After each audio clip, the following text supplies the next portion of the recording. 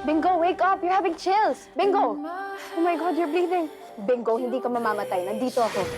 Kinaumagahan ay inassist ni Snoop ang mga tao ni Caroline dahil sa napakadaming gamit sa bahay at grocery ang pinadeliver ng dalaga para kay Bingo na maging sila Tara at Boji at mga kaibigan nila ay nagulat kaya agad nilang tinanong si Snoop kung ano ang meron na agad namang sinaad ng binata na kay Bingo lahat ng yun na tinanong nila kung anong nangyayari sa binata na mas nagulat sila nang sabihin ni Snoop na nasaksak ito kaya nainis sila sa kanya na hindi man lang niya pinaalam sa kanila at agad-agad namang tumakbo si Boji para puntahan si Bingo sabay pabirong sinabi ni Snoop na sana'y masaksak na din siya dahil ang daming binibigay kay Bingo.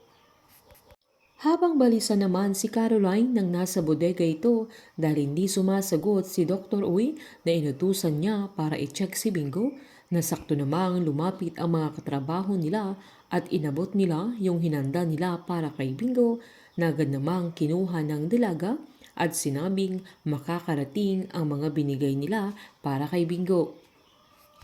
Nang lumabas naman sa kwarto si Bingo kasama ang papi niya, ay laking gulat niya kung bakit ang daming nagdadatingan ng mga gamit sa bahay nila, maging mga grocery at pagkain nila. Nasakto namang dumating ang mga kaibigan niya na sinumbat pa nila kung hindi pa nagsadatingan ang mga ayuda niya ay hindi pa nila malalaman na nasaksak siya. Pinasigurado naman ni Bingo na okay lang siya, sabay tinanong niya kung kanino galing ang mga ayuda niya na agad namang sinabi ni Snoop na siguradong walang katapusan ang mga bagay na yun dahil galing yun kay Caroline na kinantsawan pa niya si Bingo na iba talaga ang kaibigan niya na sana all may pangkabuhayan showcase na natahimik na lang si Boji. Sakto pang dumating si Dr. Uy na pinadala ni Caroline na may kasama pang 2 nurses kaya mas kinantsawan ni Berna si Boji na may padoktor at appliances si Caroline. Nang tinatawagan naman ni Caroline si Dr. Uy ay hindi niya ito makontak na sakto namang narinig niyang nag-uusap sila Emong na may kapitbahay sila na nasaksak din nang alam nila ay okay na pero natitano ito na dahilan ng kinamatay niya kaya mas nag-alala si Caroline at agad-agad niyang pinuntahan si Bingo na mas kinabahan nang may umiiyak sa labas ng compound na may bulaklak pa para sa patay.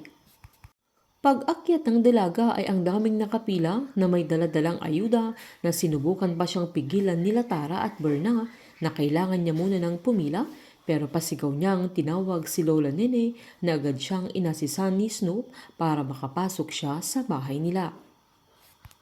Nagalit si Caroline dahil sa dami ng tao kaya hindi nakapagpahinga si Bingo kaya pasigaw niyang sinabihan ng mga ito na kailangan na nilang umalis lahat na nagulat pa sila Lola Nene at Bingo maging si Munching at mga kaibigan ni Bingo sa mga sandaling yan.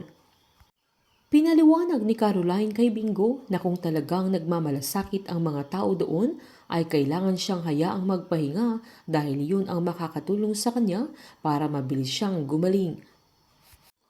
Pinagsabihan naman siya ni Bingo na umuwi na siya at huwag siyang pakalat-kalat sa daan dahil delikado lalo't hindi sila magkasama. Agad namang sinabihan ni Caroline ang binata na magpagaling na siya para magkasama na sila na natulala si Bingo maging si Lolo na Nene, Monching at Boji sa sinabi ni Caroline na hindi na nila maitago sa isa't isa na mahal na nila ang bawat isa. Giniit naman ni Gina kay Carlo na kung hindi niya malalaman kung bakit kailangang protektahan ni Carlo si Liv ay mas mabuting umalis na sila ng bansa kesa makita niyang nakakulong si Carlo. Habang sinurpresa naman ni Bettina ang pamilya niya at bumalik na siya ng Pinas mula Amerika na dumating ito na saktong may okasyon sila at hiniling niyang tulungan siyang maging CEO ng GLC sa pag-resign ng kanyang papa. Painit ng painit ang mga tagpo, sabay-sabay po nating subaybayan ang advance episode ng Can't Buy Me Love dito po sa aking channel. Patuloy lamang pong manood at mag-subscribe para ma-update po kayo sa mga susunod na episode. Marami pong salamat.